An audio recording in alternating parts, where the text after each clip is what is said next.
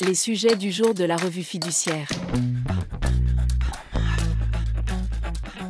Premier sujet de notre JT. Don de jours de repos au profit d'associations ou de fondations par un salarié. Une loi du 15 avril 2024 a posé les bases d'un dispositif permettant à tout salarié de renoncer à des jours de repos non pris, qu'ils aient été affectés ou non sur un compte épargne-temps, au bénéfice de fondations ou d'associations reconnues d'utilité publique, de fondations universitaires, partenariales ou d'entreprises, ainsi que d'œuvres et d'organismes d'intérêt général.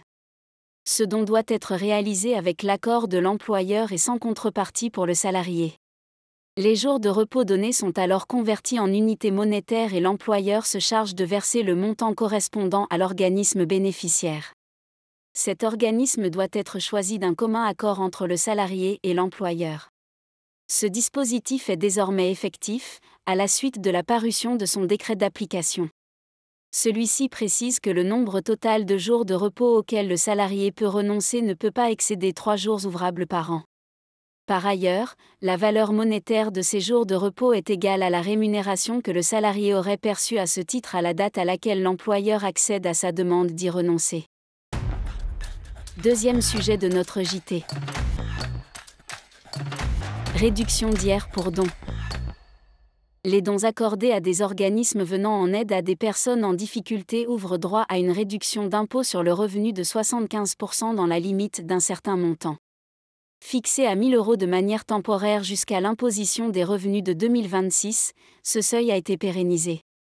Il s'applique également aux dons effectués au profit d'associations accompagnant les victimes de violences domestiques. Troisième sujet de notre JT. Indemnité de rupture de l'agent commercial, quels critères d'évaluation ? Le mandant qui résilie le contrat d'un agent commercial doit lui verser une indemnité de rupture.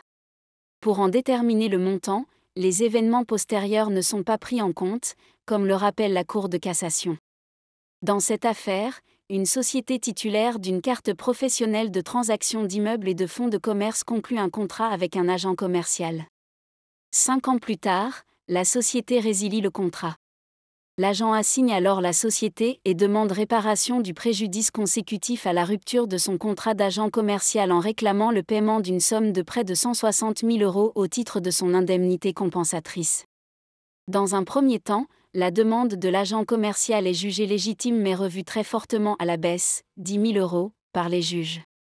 L'indemnité doit compenser, selon les juges d'appel, le préjudice subi par l'agent, à savoir, la perte des commissions qu'il aurait dû percevoir sur les affaires traitées avec sa clientèle.